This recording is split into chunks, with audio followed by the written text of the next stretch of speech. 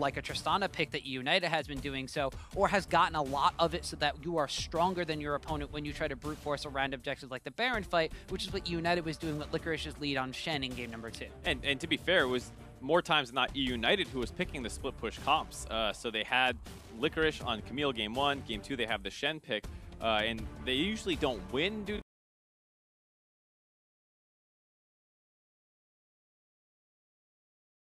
to their split push, but it does give them a little bit extra pressure and forces what feels like GCU into some poor decisions, or at least not being able to execute on a good decision. United split push, while not super effective, does seem to be giving them a small advantage versus eUnited or GCU this series, and we'll have to see if they try and force Licorice off the Camille's and the Shens and things like that and onto more things like that Cho'Gath. Well, this time around with Gold Coin United opting to be on the blue side, they've changed up their bans a little bit. Caitlyn is still going to be a mainstay. The LeBlanc, though, has become into a phase 1 ban, and they're going to wind up banning the Lulu away from Zeyzal, so saying, hey, the Tristana might be the problem, but the Zeyzal buffing up whatever AD carry we're going to be putting Deftly on may be the one that we need to ban away. And I kind of like that ban. It's kind of preemptive in the sense that, okay, well, we're going to take Tristana, and then if they answer with Cog Lulu, we didn't really shut down the late game at all. So I don't mind this idea. The only problem is there's still a lot of supportive, Ardent Sensor building champions down there. You can go with a Nami, you can go with a Karma, you can go with a Janna. And instead, yes, the Kalista being left up here by eUnited. So that means that the Gnar ban, the Kalista is left open, and champion that does extremely well into Kalista, at least in the lane phase, is the Tristana. So GCU saying, oh, the Kalista's open, that's super high priority for us, we're going to take that. But they also take the other side of the equation off the table by grabbing the Thresh. This is a bit of a gamble here on eUnited, especially since if they take this Jarvan, they do not actually end up with the Tristana pick in the early game here. So there's a chance for GCU to force a situation where eUnited should probably take their mid laner with this last pick in the first phase, and then they can't grab the Tristana. We'll have to see. But either way, even though the Tristana does fine into the Kalista, I mean, you're still risking giving a Kalista up and the immense early game power that comes with that champion, the plays that you can force. Now, looks like they will actually snatch up the Tristana immediately, though, but they're already giving away a Corki pickup here for Gold Coin United, so they'll again signaling the priority of, hey, we're taking our mid laner here, we're going to try to focus on banning out GBM. And they also get the Alistar with the Kalista, which is still a very good combination. Right, exactly. By taking that Corki pick there by GCU, now they're going to be able to ban away things like that Cassiopeia, grabbing the Galio ban there as well. Don't want to fall prone to one of those dive super tank comps that you see. And Fly is going to end up hopefully in a little bit better matchup than he's had to deal with. eUnited on the flip side targeting down on those junglers as they already have the Jarvan taken. That can still flex up to the top side. That's one of the great things about Jarvan, so we'll have to see. GCU instead going with the Shen ban, allowing GBM to get Cassiopeia for his second game in a row if he decides to go for it. Yeah, so that, of course, means that also kind of pigeonholing the Jarvan into a role now, saying, like, hey, we're going to ban the Shen away. If you want to put Jarvan in the top lane, that's fine, but now, you know, you've also banned out junglers for yourself, so then you're pinching down onto Dandy's champion pool. But he busted out jungle Poppy last game, so he's content to pretty much play whatever his heart desires. Yeah, who knows Dandy's champion pool right now if the Poppy's coming out as basically his third option there. Yeah, and we do see the Cassiopeia picked up by GBM, so that historically has a decent matchup into the Corki, and we've seen GBM already take that one onto the Rift just in the previous game. Didn't feel the most damage on it, but didn't die a lot either, which is something that, you know, was difficult for GBM last time these two teams met in the finals. And with the fact that eUnited has not taken their top laner yet, GCU go and grab themselves the strongest melee top laner in the game, for the most part, in the Renekton champion. Going to be able to force a lot of action. It looks like eUnited are going to take the Poppy. Double flex here. Normally I would say that's a Poppy top, but now I don't know for sure. I don't know for sure either. I'm assuming it's going to be Jarvan on the top side to try to brawl with the Renekton. We've seen him being picked into the Renekton during the stint of time in the NA LCS, and Dandy going onto the Poppy seems to make a little bit more sense considering how he was kind of the one that was flash engaging. So he can now team up with Licorice trying to dive into that backline. A little bit different than they were with the Shen, but it's still very reminiscent of the team comp they had previously. The only big question now is Thresh does not build Ardent Sensor. Thresh does not necessarily buff up the Tristana. Thresh keeps the Tristana safe and is able to make picks and plays happen. How has this changed the play style of eUnited despite the team composition and the two carries being very similar? It's actually not too different overall, especially because we end up with, like you said, Jarvan in the jungle. A little bit more aggressive here. I actually do kind of prefer Poppy in the top lane versus the Renekton. It is something that can go very, very bad for the Poppy. if you let it kind of get out of control, but you have some tools to deal with the Renekton. You can put your Steadfast Presence up to deny the Slice and Dice, those kinds of plays. You can ult him off you when you both hit 6. If he pops his ultimate, you just pop yours and try and disengage that situation. So it is something that if you don't let him abuse his Cold and Meat healing and stuff like that, you can actually get out of that not too bad. And that allows Jarvan, who is a much more aggressive early jungler, to try and net some of those hyper carries some advantages in the early game, whereas we saw Poppy be pretty much a non-factor. Yeah, so we are in game number 3 here. It's match point, actually, for eUnited going up against Gold Coin United. They brought Madlife back into the lineup, and we'll see what other adjustments they've done in Champion Select. They got a Kalista, they got an Alistar. He's already dead because that's how you bind on Kalista to start the game off, so things are looking great. And on the flip side, GCU, not only on match point, but tournament point here, after they have historically never lost a series to eUnited in the playoffs or in the promotion tournament. So this is one hell of a way to break a mental block for eUnited if they're able to 3-0 GCU here. And they would wind up moving on to the final match of the final promotion tournament tomorrow if they're able to seal the deal with a victory here. But even if GCU subbing in Madlife steals a game away from eUnited, they have to once again, as you mentioned earlier, complete a reverse sweep, which is something they failed to do against P1 yesterday, even though P1 looked like that. I mean, P1 was kind of in the situation that eUnited was in as well. They barely were able to steal away a game because of a backdoor from Ryu. They had a good team fight in the later stages of game number 2, even though GCU was ahead. But GCU had the mental fortitude to come back into that one, but just could not seal the deal on that final game. This time around, they do have a lot of powerful tools to secure themselves, as Madlife says, "Hey guys, I'm back. You guys notice? Guys, I'm here. I'm playing. Bing, I'm playing bing, again. I'm here. Guys, pay attention to me." But that's what you have to do when you have the Moo Cow Alistar. Yeah, everyone does that. He's like, It's too good of an emote not to use. He's showing that even though they subbed out Lion, the happiness and cheerfulness that he brought to our player cans are still there in game. Yeah, absolutely. Santorin also on the Sejuani pick, something that was banned against him relatively heavily in the P1 series. Gets his chance on it this time around. You have that Kalista with the Alistar. You can brute force bot lane plays super aggressively here.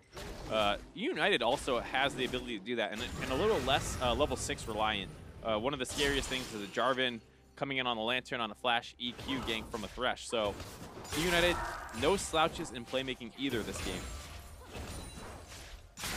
So we'll see now if eUnited's more aggressive playmaking kind of composition is going to be able to go toe-to-toe against Gold Coin United, who may be content to kind of sit back and farm this one out a little bit. You do have the Renekton on the top side from solo. We have a Kalista and a Corki combination, so if one of those marksmen gets transitioned into the later stages of the game, you're going to be able to kind of go toe-to-toe against the Tristana pickup, who will not have the extra damage and the extra on-hit healing and everything that was provided from the Lulu pickup. They'll be in a little bit more of a precarious position, though the later game's still kind of tending to favor it. We'll have to see. I think, generally speaking, eUnited, just with that Tristana and the power it has over the Kalista in the late game, probably still favors eUnited a little bit in front-to-back team fighting, but GCU's front line is very big with the triple tank, essentially, team comp to eUnited having 1.5, maybe 2 if you really want to count the Jarvan that way. So while they might, you know, chew through tanks a little faster, they got a lot more tanks to get through. You see GBM getting aggressive against Fly here, putting the miasma down so you can't exactly Valkyrie away, but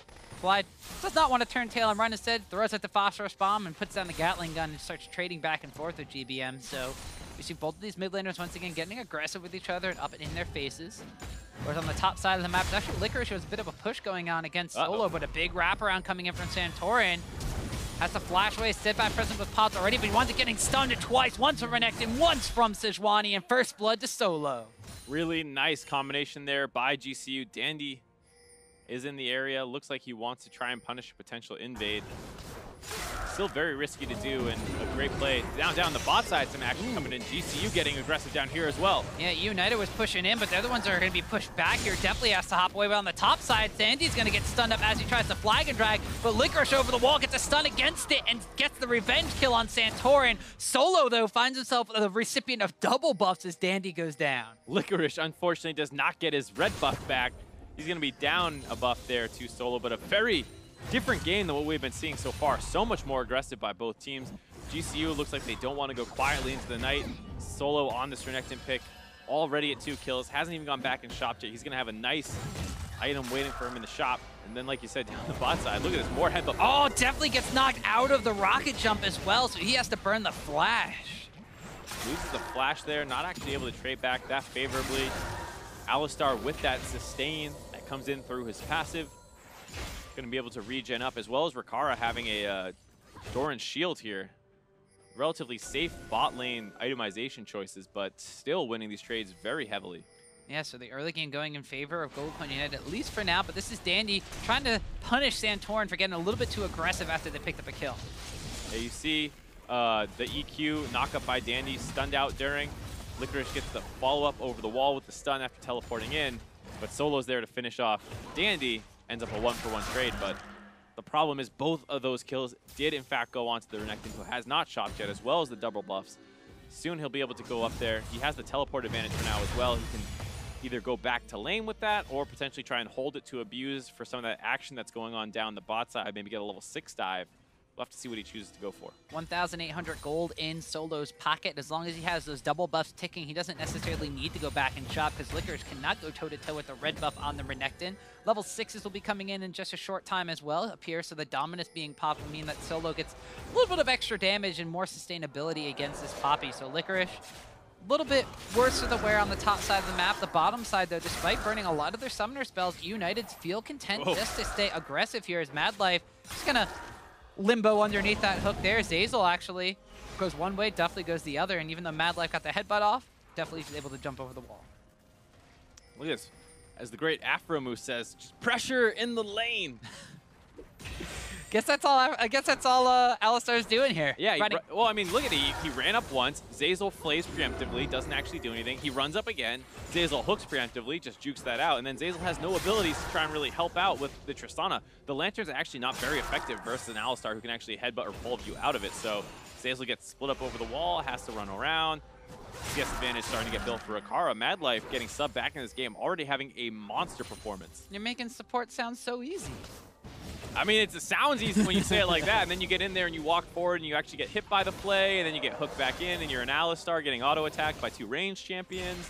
It's not quite as easy as it looks. That's more the experience I'm familiar with. But Madlife here definitely showing that he brings a bunch of veteran presence into this bottom lane matchup, and even though he's a melee support against kind of like 1.5 range champions down here, and the Kalista is a little bit shorter range and historically a bit of a worse matchup into the Tristana. You mentioned the sustain and just the amount of crowd control and the ability to knock them out of Tristana's usual safe escape paths has gained the advantage for GCU on the bottom side of the map for the first time this entire series. That's something that's something eUnited needed to eventually fall behind in, because GCU needed to keep eUnited from getting ahead in. GCU constantly losing that. Even when they had the small advantages, yes, they were able to like take a turret or something like that.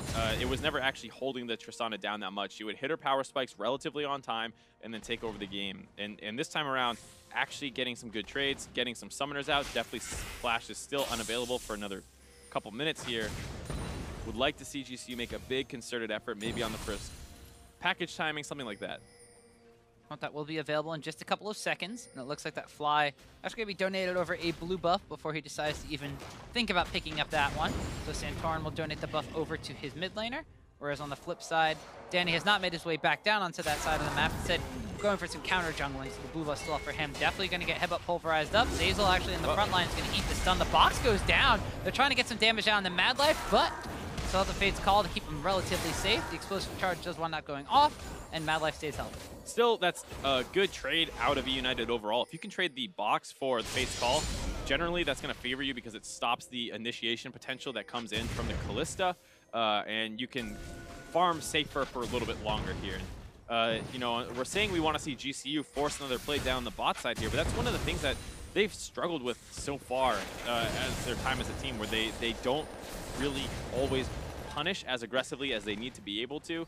Yesterday in the series, we did see them when they got an advantage in the bot lane go in a couple times and find some kills, but it didn't consistently blow the game open or anything like that.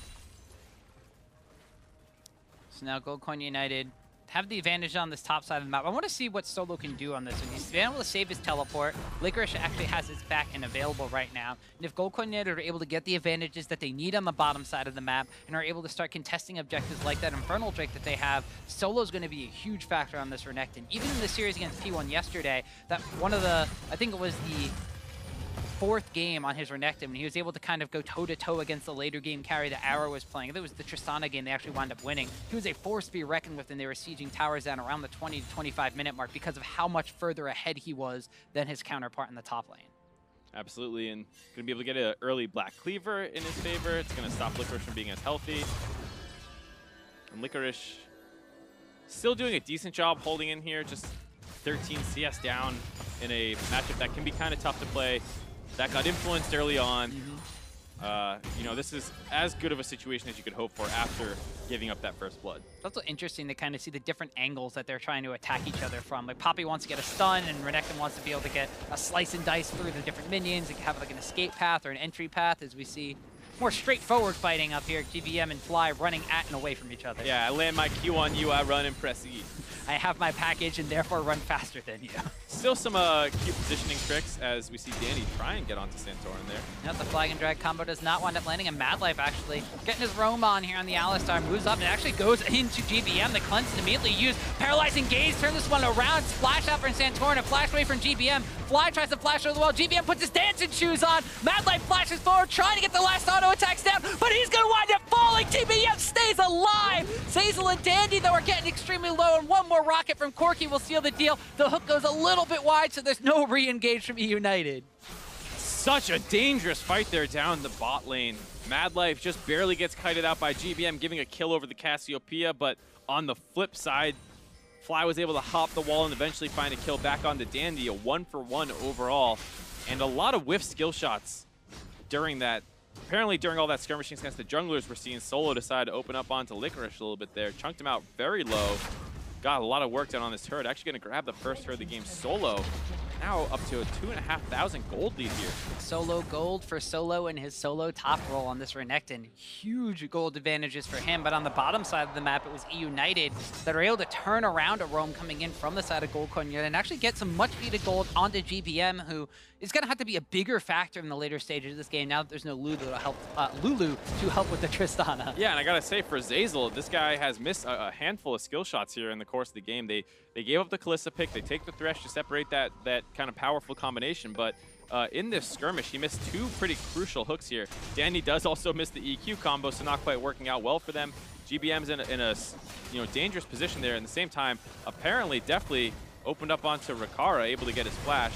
And then here, already 1 hook missed. Gonna be able to save for a second there the lantern onto Dandy, and then GBM kites this out. Very well played by him. They go back here onto Dandy, eventually get that kill, and then once again misses another hook here as the guy is trying to escape. If he lands that, that gets GBM in range to land a Q and a couple E's. Probably ends up winning that 2-for-1. Ends up shooting it wide once again. A couple of missed skill shots from both sides here, mostly on the side of eUnited, means that they're only able to trade kills in that situation rather than come out in the victors of that. And they also have the Renekton, as you mentioned, completed Black Cleaver, has the Ninja Tab he picked up as well, and he's just kind of roaming around from the top lane down into the mid lane. Gold Coin United want to be the ones that position and jockey themselves for this Infernal Drake. They do have the gold advantages once again in this game, 2.3k in their pockets over their opponents of eUnited right now. The vision control, though, not quite where you normally see GCU liking it, so it doesn't look like, even though they have everybody down here, doesn't necessarily look like they're willing to start this one off. Instead, want to maybe get a pick first, but the miasma goes down from GBM on the fly. He's the one that lands the damage first. Madlife trying to catch down to Dandy, but a flag and drag from Dandy keeps him alive. Glacial Prison actually follows through. Zeyzal once again with a hook on Santorin that could have been the re-engage. Licorice barely misses the stun against the wall, but the Cataclysm goes in from Dandy anyway. Deftly's trying to get involved onto Santorin. The explosive charge will not kill the Sejuani, but the Fate's Call is also used to keep Madlife alive. He pops the Unbreakable Will. Nobody goes down, so there's no dragon fight to ensue. No dragon fight yet. Still both teams posturing around this mid lane currently. And that was such an intelligent play out of eUnited, but the execution was just flubbed too hard to actually find a kill there. As we see eUnited continue to force down onto this dragon. They're going to be able to get the Infernal Dragon as GCU face checked it a little bit too slowly here. Yeah, that's actually GCU looked like they were like, hey, we're going to get the inside track on your mid lane tower, and eUnited said, I call your bluff, you're not going to be able to finish that one in time. So they zone them away from the Infernal Drake and are actually able to take the global objective. GCU was posturing very aggressively with their tanky front line, but Licorice found an angle to eject both backline members out of that fight, and so Santorin stood too far in the pit, but the hook misses wide once again. Zeyzal missing that one. It allows enough time for Santorin to kite that one out, doesn't actually get dropped down in what should have been a great play out of eUnited here, and it's just a little discouraging to see this constant skirmishing down the bot side that they're not able to execute on.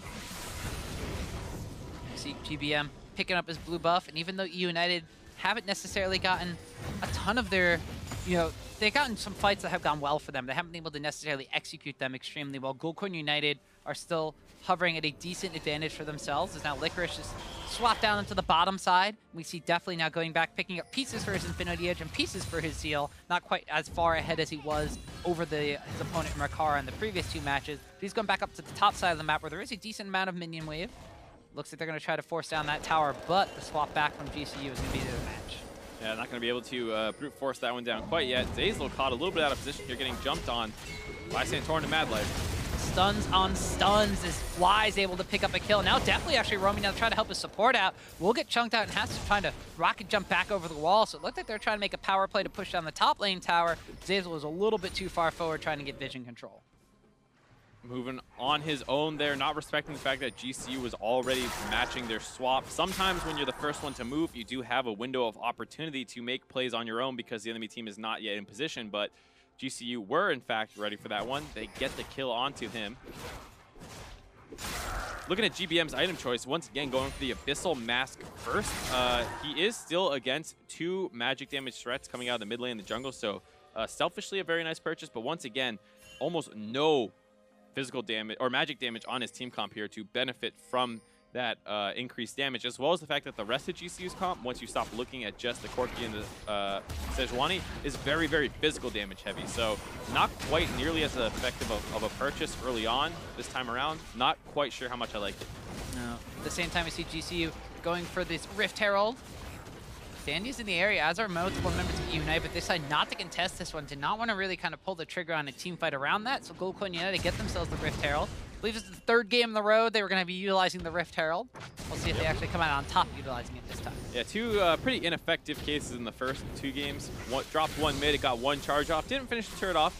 Got it low enough that eventually they could get it themselves. Second case, dropped it down the lane. GBM killed it and then killed the turret. It was in the lane it was in. So not the most effective case of the Rift Herald there. The counter usage of Rift Herald from eUnited is impeccable this game, or this series. Although Licorice going toe-to-toe with Solo still really can't stand up to this Renekton, who now has a Jarvan's Fist. They're going to be going towards potentially the Titanic Hydra.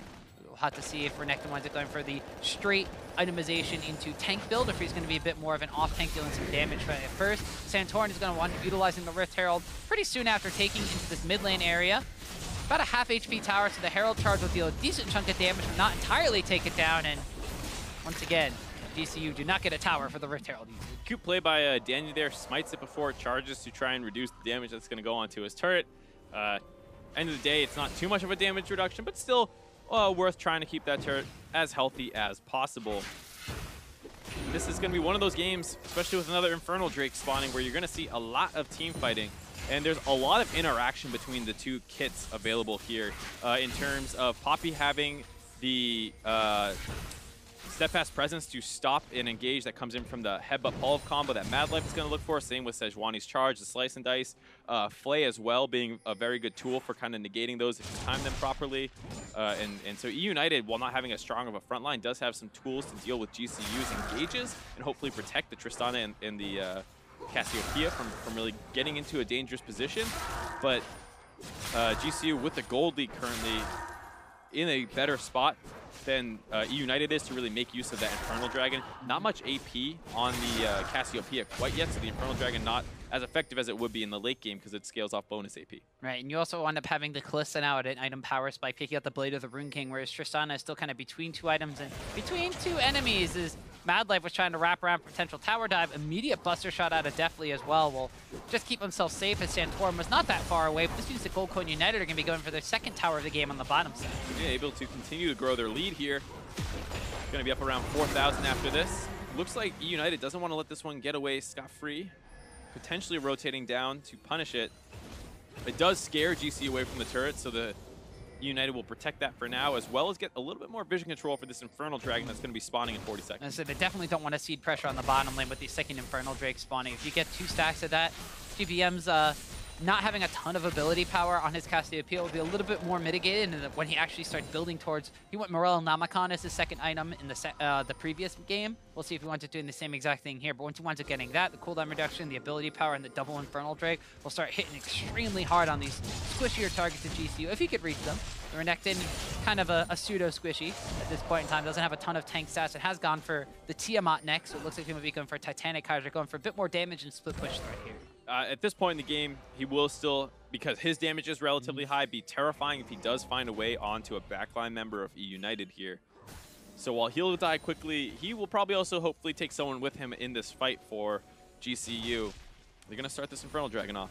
And they do have the Kalista, so they have a little bit extra objective controls. GBM actually having to flash away from Alistar's engagement. Danny going to the Cataclysm and flashing out immediately. Zeyzal's actually kind of stuck in the Cataclysm with everybody as Rikara is able to pick up the first kill. Licorice teleports in, Keeper's Verdict is used, but he flashes into a wall. The heal has to be used by Deftly to try to keep him alive, but he's going to fall. Fly Valkyries forward into a paralyzing gaze, though. He tries to get one more rocket off, but the Missile Barrage will not steal a kill onto GBM. 2 kills picked up for GCU. And that's exactly what we're talking about. GCU's front line just being so much stronger than eUnited's. They're able to start that engage off with the Madlife Headbutt Pulve combo, and then he uses his ultimate and sits in the middle of that fight the entire time, getting dropped down to only half health. eUnited is not able to match that. Licorice goes down, as well as Zeyzal. And now with that, GCU saying, we don't need the Infernal, we want the Baron. Yeah, this is a very un-GCU-like call here. Very little vision control besides the control pit in the control ward in the pit. Danny actually coming in, trying to get the kill onto Santorin to stop the smite, but Rikara is going to be the one rends him through and takes all those stacks off of Baron, though. Santorin will wind up falling. The poison and the Baron coming through, so GBM nets the kill. GBM nets the kill. GCU still low health. You see eUnited pinging down to the Infernal Dragon. If they're able to get down there in time, they might have secured themselves a late game scaling objective while also protecting the Baron. Looks like they're kind of grading out for both right now. They dropped the turret down to below half health. Zeyzal gonna escort the Cassiopeia to the Dragon. No smite available, though. This could continue to be a scrappy situation if GCU does not want to give this one away freely. There's no smite available for either side, but it looks like eUnited will be able to get the Dragon down. They're trying to hook down onto Fly, and he's going to wind up falling. Deftly gets the shutdown onto him. Rikara and Madlife are on this side, and Solo is on the other. Madlife actually going to get hit up here. He's going to get flayed backwards, and he's going to get hooked as well. Deftly gets another kill, and eUnited are picking apart GCU. They punish GCU's greed there. They want to go for Baron after only killing 2 members. All the carries were still alive for eUnited. It's not very late in the game. They don't have a great Baron team comp. It takes them too long to do it. eUnited's able to collapse. They trade 1 for 1 as they do it. They also get the inside track. Taking a look at how all this started with that Dragon fight, you see Madlife go in first, gets pulled back out, gets thrown back in again, pops his ultimate, and Deftly and GBM are just stuck trying to DPS through him as they've already lost members of their team comp. Madlife's relatively healthy. Licorice tries to kick 2 of them out of the fight, but it's already too late. This fight is completely gone in GCU's favor. And eUnited, though, are able to salvage the situation afterwards by going for a contest on that Baron pit fight where Dandy gives up his life, but Santorin winds up falling, and eUnited are actually able to capitalize on the low health bars of that and then win a fight right after that. So Goldcoin United, as I mentioned as they were going for the Baron attempt, a very un-Goldcoin United-like move. It kind of reeks a little bit of desperation at this point. They are 1 game away from being knocked out of the promotion tournament. They have a very powerful Renekton. They don't necessarily need to try to force down these objectives. They can play around Solo, who right now is just still taking it to Licorice. Slices, the dice gets knocked up by the Steadfast Presence. But Goldcoin United, they had this low HP tower from the Rift Herald, which they will eventually take down. So they've been able to garner themselves some gold back in the lead, but I guess they're just testing their limits at that point to see how much they could get off of that. Yeah, and that's the problem, is it could have been a great situation for GCU where you kill 2, you get the Dragon, and then you grab that mid turret and you get a reset off. And off of that, you would be about 5,000 gold ahead with an Infernal Dragon to match theirs, and then you can start setting up this Baron pressure with your split pushing Renekton down the bot side. They try and instantly go for the Baron. That doesn't work out. They give up some kills, and then they lose a lot of damage on their mid turret. I believe it might have gone down, actually. And then on top of that, they lose the Dragon. Fly seems like he gets a little anxious. He gets way too close and ulted by the Cassiopeia. And as a result, eUnited has closed this gold gap only to 3,000, which is still significant. And GCU are, at this point in the game, stronger. but they're losing momentum, and eUnited's carries are starting to come online. Right, the big factor is that you've given gold over to the carries of eUnited that you didn't necessarily want them to have. Specifically, GBM, now 300 gold over his opponent in Fly, despite Fly having an extra kill and a little bit less CS, about 40 deficit here, so that's a decent chunk. But more importantly, you also have Deftly now completely card up to Rikara on the bottom side of the map. All right, this was two things that were going great for them. Now, the only thing you really have is that Solo still has pressure over this Poppy, but it's still not enough to get a solo kill. I mean, you saw what was going on, that fight down the bot side. Poppy can deny the dash to make sure that she remains positionally behind the Renekton, so she never has to worry about having to get chased down the whole lane. And then even if that does start happening, and Poppy has a bit of a panic button in the ultimate to just eject him off of her, and then she can run away. So it's very hard for a Renekton to find a solo kill in this kind of matchup. Yeah, we see Licorice here just taking it now to Solo. Solo still has a lot of damage. Poppy going to be ever increasing the damage that her Hammer Smash can just throw down because of the percentage of HP damage that it provides. So if Hammer Shock winds up landing on the Renekton, who's building Black Cleaver, Titanic Hydra, and now only is starting to build resistances, Poppy can actually win some of these trades. Now the Warmog's armor as well coming into play. Poppy can just disengage, walk around, regen up to full, and then continue to fight Solo. Bit of a surprising item purchase there out of Licorice, just because it does match up to Renekton's strengths of regen, but you don't have as many resistances as you might want. Now, might be getting collapsed on by Fly, gets the flash stun. Yeah, so there's the flash stun. Actually flashes forward, gets the Keeper's Verdict on the Fly. The rest of eUnited are trying to collapse on the rest of GCU. Licorice over the wall, the miasma is there! Solo is dashed into a snake pit, and GBM picks up the kill. On the opposite side, Dandy jumps in with the Cataclysm. Zeyzal flashes forward, he hits the hook onto Santorin. They're trying to turn on the GBM, but he's staying alive and kiting backwards. Deftly's gonna get the spears pulled out of him, but he takes Rikara with him. They're trying to move forward onto GBM, and Fly actually comes out ahead in that one, and somehow GCU, they turn this around. They win the fight. eUnited gets way too far ahead of themselves. Licorice had used everything, just barely kiting out away from Solo. He barely gets out of there. Fly has to use his ultimate, and so even though, yes, you have killed the enemy team's top laner, yours is also out of the fight. It's essentially a 4v4, and they feel like they're in such a power position that they just brute force that engagement. You still have a Sejuani and an Alistar to chew through, whereas you now only have a Thresh and a Jarvan, and as a result, GCU's carries are able to deal with that engage. They also find GBM and Deftly, who are positioned too far forward, feeling like they can start hopping through and snowballing through this fight. And we also saw Tristana trying to zone away. The Fate's Call is already used to save Madlife in this situation, and the Glacial Prison actually misses as well, but it pops on Deftly after Renekton goes down, so he's already half health when they start this fight. And this was a fight that they didn't need to take. They could have completely avoided it.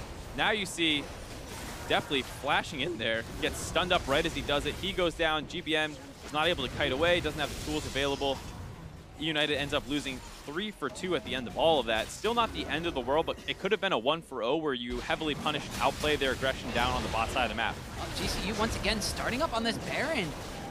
Still relatively healthy, but everybody is here. Madlife trying to just play zoning duties. They got the rest of eUnited are coming in. The teleport is coming in here from Licorice. The hook lands on Santorin. They had to force them away from this. The teleport does complete from Licorice, but now it's teleport advantage for GCU.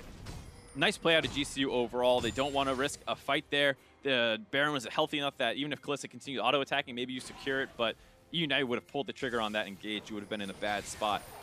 We see Madlife potentially in a bit of a bad spot now, but either way, you get that global advantage out. You can put that Renekton down on the bot side again. Still relatively stronger than the Poppy. Clear a minion wave and keep setting up vision around this Baron.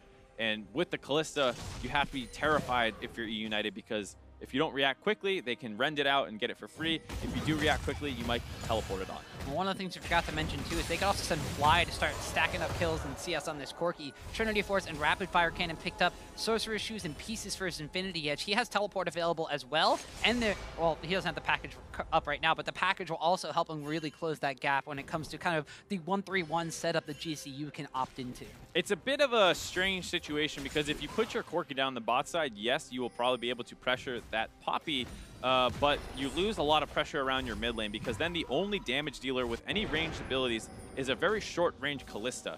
And that kind of enables Deftly and GBM to get very, very aggressive. I would expect to see them run forward, but if they don't do that, and Fly has time down here on the bot side, he can start taking turrets by himself.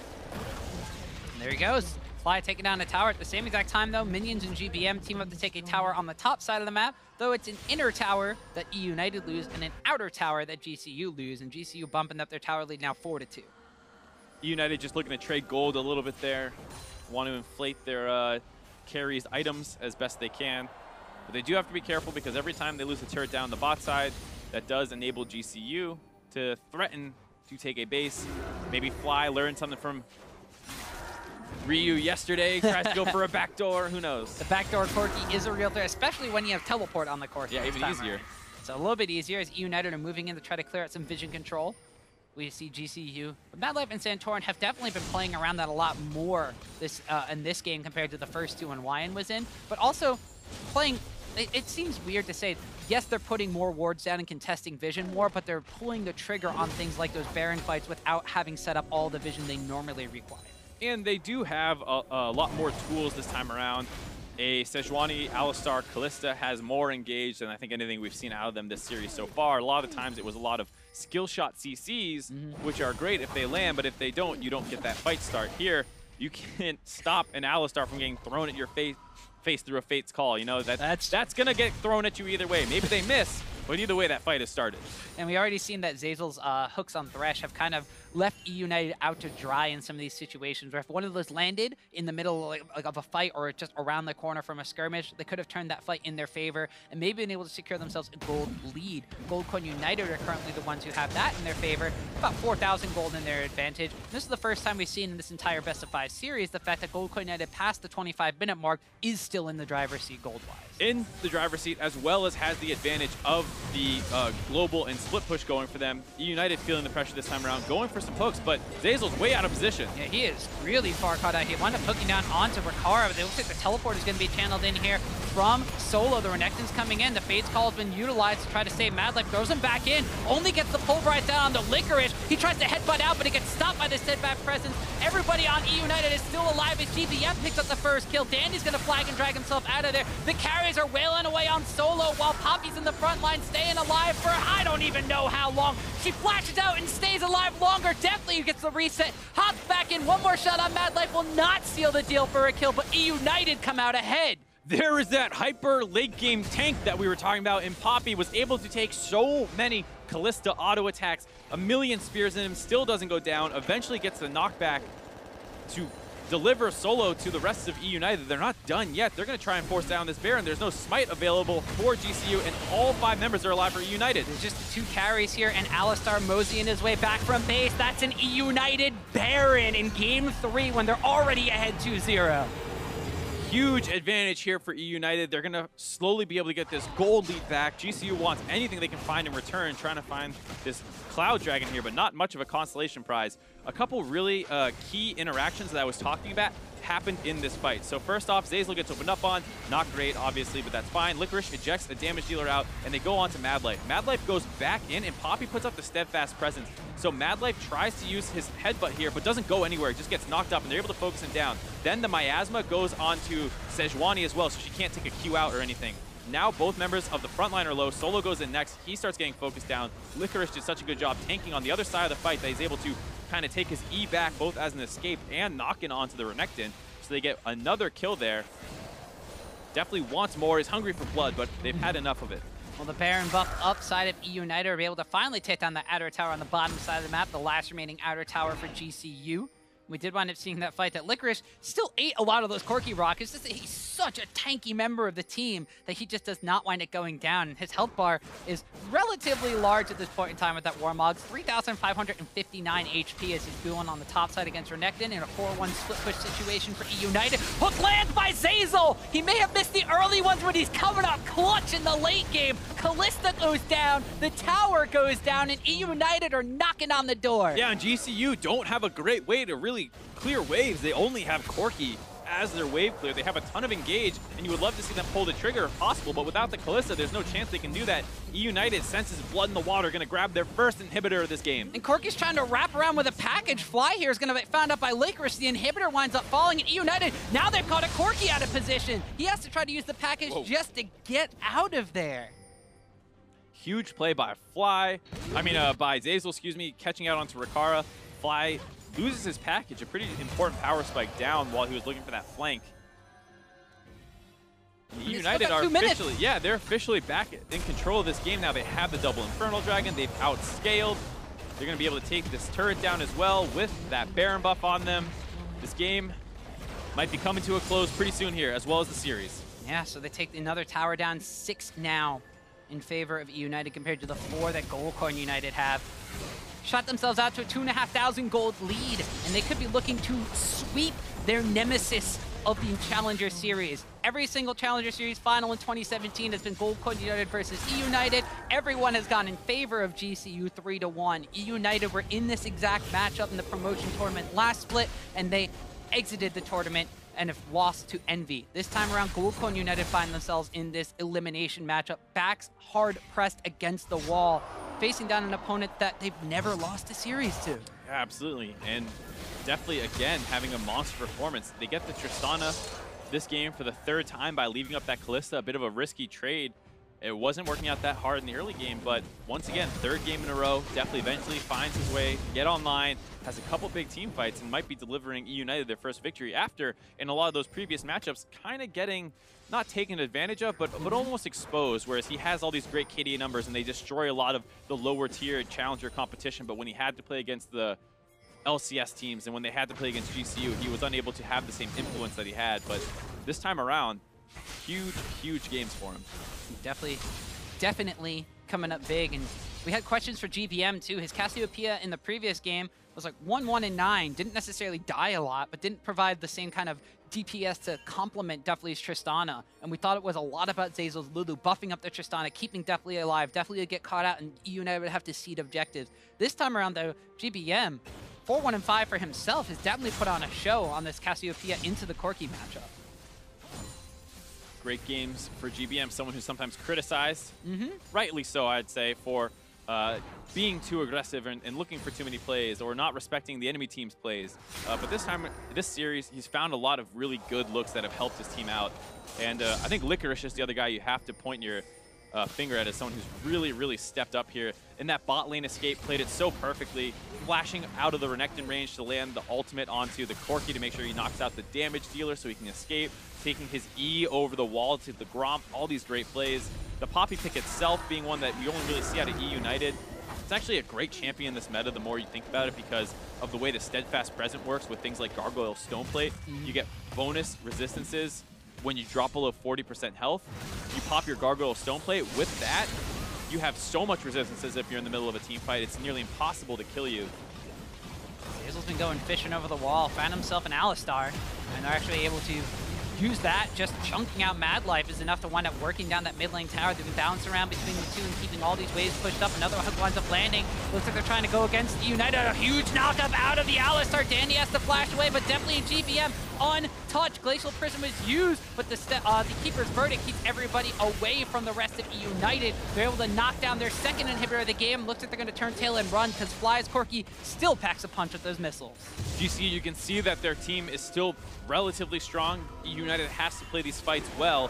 That time led to a giant dog pile of tanks on top of each other right in front of that inhibitor turret, or inhibitor, excuse me, and eUnited have slightly more damage. They have a little bit more range. They were able to not kill the front line of GCU, but burn them down low enough they had to disengage, and that gave them positioning to grab that inhibitor. I'm going to give you permission to utilize the term pig pile as long as Sejuani is involved in the fight. All right. Now that I know what it means, because I had no idea that was even a thing, but I appreciate the dog pile. But eUnited have all gone back to base. The Baron buff has expired. They spent the gold that they had waiting in their pockets. There's going to be an Elder Dragon coming up. There's a lot of golders in their pockets. Oh, yeah. 5,500 Baron power plate gold swing in their favor. The Elder Dragon is available. I mean, GCU can't let this go over because that is a double Infernal Drake eUnited who are already in this gold advantage and in this lead. Yeah, Baron comes up 30 seconds later. So if they grab this, it's going to be a very easy time for them to grab the Baron as well. This feels like a little bit of a last-ditch stand here for GCU. Santorin gets hooked. The hook lands on Santorin. He gets flayed back onto the Miyazu. The explosive charge is there and flies on the opposite side, though, getting zoned up by Licorice and GBM. He has to package out instead of going in for some damage. Now Deftly taking chunks out of solo. Danny trying to go forward. Walks down onto the front front line. The base call is used. Glacial Prison onto GBM, but he's not taking any damage from Madlife. Deftly goes forward, takes down Rikara. The damage dealer is gone. Fly is trying to run away. Deftly leads forward. One more shot. Double kill for Tristana. All of the damage from GCU is dead, and I think their hopes of making it out of the promotion tournament are soon to follow. eUnited destroy their longtime challenger rivals in Gold Coin United and stay alive in the promotion tournament here in a 3-game sweep. eUnited 3-0 over Gold Coin United. They're saying that they're the only new faces left in this promotion tournament. 3-0, it's gotta feel good to beat eUnited after getting 0-3'd by Team Liquid. They do the same to their longtime rivals here and will advance to tomorrow's matchup. Anyone who watched yesterday's broadcast has to be so confused about the outcome of this series. eUnited got decimated by Team Liquid. GCU was in a hard-fought 5-game series versus Phoenix 1. You come into here thinking GCU should win this series, and they don't even look like they had a chance. eUnited completely tear them apart off the back of Deftly's Tristana. Yeah, Tristana, all 3 games for Deftly being a huge factor. GBM on his Cassiopeia, 2 of those games, also putting up huge numbers. And just the big, beefy front line that they were able to combine with. We said Dandy has kind of been a carry jungler in the past. That was his play style. When they put him onto things like Gragas and stuff, he wasn't able to have the same kind of impact. But when he teams up with Licorice to keep those backline carries alive, and when they team up with Zeyzal, whose job is either to help with the engage or keep their carries alive and kite it out for forever, they found a winning formula. Absolutely. GCU's got to be crushed. That's so tough. How many times they were so close to getting these 5-game series in their favor. Once again, yesterday came up short, and then today ran out of gas. Maybe they didn't have the best game plan. Either way, eUnited was able to take this series. GCU, that'll be the last that we see of them in the promotion tournament this weekend. They will wind up exiting after almost reverse sweeping Phoenix 1. But not having, like you mentioned, kind of running out of gas and not being able to reverse the sweep, instead being swept here by eUnited. Yeah, and I think it came down to who adapted better from their game plans that they had coming into the tournament. I think you saw eUnited get exploited by Tristana pretty heavily in their series versus Team Liquid. They identified that. They start picking it wherever they can. GCU, at the same time, they also adapted, but they ended up on like Zyra in the bot lane and a lot more early game focus compared to the late game that they had in their previous series. And it feels like that might not have been the right call to go for that kind of focus. And it almost kind of seems like these two teams have kind of swapped play styles as well. We said that coming into the Challenger Series finals, eUnited was the ones that were making calls and maybe being a little bit too over-aggressive. They were still had hints of that in their play style during this series, but as you can see from like some of the compositions they were able to craft here, they opted into some of these later game team fights. They opted into the play style of, hey, if that doesn't work, we have an insurance plan this time, and we don't need to hard press for all these advantages. It's just intelligent play by them, adapting to what their comp is supposed to do. When they had Dandy on the aggressive, crazy champions that, you know, that's what we expect out of Dandy, they did play more aggressive over the course of the regular season and a little bit in the playoffs. But here, playing very controlled, standard team comps for the most part and executing on them very, very well. They also still threw a couple curveballs out there. We saw things like the Camille. We saw things like a jungle Poppy. So eUnited showing that they have a lot of tricks up their sleeve, and whoever has to play them tomorrow in the final elimination match better do their homework. That's right. So to hear more about that eUnited 3-0, let's send it on over to Digon and Azael. All right, thank you very much, Tom. And a 3-0 sweep here for eUnited. They were able to go ahead and clean it up here. Definitely not what we expected. I think coming into this series, GCU has been pretty dominant over eUnited in the past, and you're kind of expecting, especially coming off of very different series yesterday, for GCU to be the one looking dominant, for them to kind of move smoothly into the final day, but instead they get 3-0'd and their hopes are done. Yeah, EU was able to go ahead and fight off the ghosts of promotion tournament pasts. And let's go ahead and take a look at this, the draft here, because finally Kalista goes unbanned. Call here by Hermes to Hermit to let that go through. And because of that, GCU gets baited into picking it, and it leaves up so much for the other side for eUnited to pick up. Yeah, certainly. They're able to get a very strong, like, kind of first couple picks of their own. You know, the fact that they're able to get Thresh and Jarvan, two champions which are very often considered first pickable, is a really strong first round. But at the same time, there is a reason that Kalista is always banned out, and it's because she can be extremely dominant in the early stages. You can take over lanes against someone like Tristana, and then you have a very good ability to actually snowball that with the engage that Fates call offers in combination with someone like Alistar. So, while I do agree they gave up a lot over to their opponents, it's just kind of a different approach to the game, right? They're trying to draft early to snowball the game, and they failed. Yeah, they weren't able to do that. Another reason why I like that, though, is that Thresh and J4, Thresh, Madlife known for that, and J4, Santorin played J4, I think, every single game last series, and that gets taken away. But when we're at the end of the day, we're stuck with yet again another let's wait, let's scale team comp for Deftly, and he's definitely able to do that. Definitely able to do that on Tristana. Yeah, I mean, all three of their first picks really were first pickable, right? The Thresh, the J4, and the Tristana is a pretty incredible first round of draft picks that they actually grabbed, and you wouldn't expect very many teams to be able to get that. So it does definitely work out very well for them. Especially, I think that the way that they drafted in this series made a lot of sense for the kind of criticisms that people have had for GCU. GCU was considered the stronger team, in this matchup, but they're a team that has been criticized for playing slowly, for not being able to be proactive, for not being able to actually push leads and start fights. They're the team that kind of sits back and waits for their opponent to make a mistake. And if you're going to play that playstyle and your opponents are just playing a comp that outscales you, it's very, very difficult because you can't sit back against those kind of comps. And Tristana and Cassio are going to be able to take over. Well, GCU tried to make some attempts to gank the lanes and make plays, but they don't call him GBM for nothing. Ganked by Mom, able to make some plays here at 1050. He was able to make a nice 2v1 outplay, or a nice outplay, and GCU ended up getting 2 for 1. Yeah, exactly. And GBM definitely has been very, very strong, I think, for the team in general throughout this series. You can see Deftly pushing Rikara back, and at the same time, GBM barely escaped with so little health, and Madlife trying to go in and finish him off, but the healing from those Twin Fangs able to keep him alive, able to grab that kill, and they do clean up a couple more. Yeah, GCU pushing the tempo, and GBM, thank goodness, able to make that play. Zeyzal not able to connect with that Thresh hook there, which would have shaken things up. GBM might have been able to snowball out of control. And unfortunately, they were able to divert a lot of the pressure and were able to scale up a little bit later. But as the game moved on, Dragon fight around the Dragon Pit area, and maybe eUnited's like, hey, we're feeling a little good. We're making plays with the champions that we have, and that leads to our next replay, 26-20. And you see AD Carry jumping in first, and unfortunately for Deftly, it doesn't end up boding well for him. No, not at all. I mean, he is going to play this fight pretty aggressively. You can see that eUnited is looking for a heavy engage, and Deftly goes pretty far in.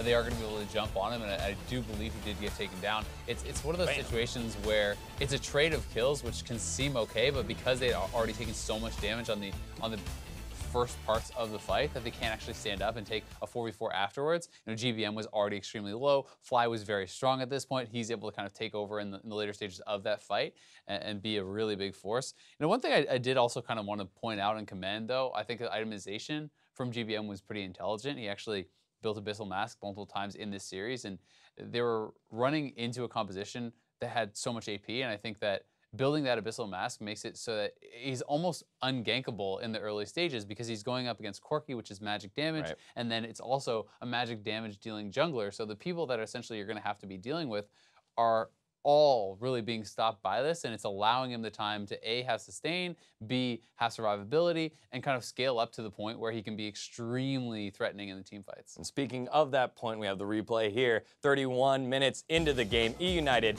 finally finding a fight that they want and taking a 2-for-0 plus the Baron. Yeah, exactly. And eUnited had been on the Baron, but they turned for the fight as Zeyzal was able to kind of find a bit of an engage, and it just focused on the front line. You can see that the fight is very split up. They're not able to actually be in there as a team because of a great ultimate from Poppy, knocking some of these members out. And as they are punching through the front line, the fight is going to collapse for eUnited because the carries are relatively safe. They're relatively untouched. You can see that GBM still staying alive, Deftly almost at full health, and knocking down those tanks meant that they could actually turn and go for the Baron, which really did secure them a huge advantage. And so it goes back to the whole wait to the late game or play the early game and push it here. And Goldcoin United tried their best to go ahead and do that, made plays to find picks and snowball out of control, but they weren't able to do that. Looking a little bit further ahead, will eUnited be able to do this against either Team Liquid or Phoenix One tomorrow? It's hard to say, right? Is it the eUnited that showed up today, or is it the eUnited that showed up yesterday? Because yesterday, they did not look like they could compete even remotely closely with the LCS team. TL absolutely slammed them. Like, those were not close games. They got decimated. Even in the first game, where they were up 5 or 6-0 in kills, they were still barely ahead in gold because TL played such a superior macro game. And if they do have that sort of a weakness, then I think if you try to play a scaling game, higher caliber team can take advantage of you and can close out the game before you're ever able to get there. So we'll have to see if they're able to actually perform in that level, or if some of their kind of macro deficiencies are going to be taken advantage of. All right, well, coming back to this series, we had a lot of great performances today, but we'd like to recognize one player who stood above the rest to earn player of the series, and today, that player was Deftly. Dominated in team fights, was able to get himself to the late game, and pop off on Tristana multiple times, all 3 games today. Yeah, the team definitely put him in a position to carry. They played well around him. They protected him. They drafted big front lines. They drafted the Lulu in at least one of the games. So definitely playing very well around him.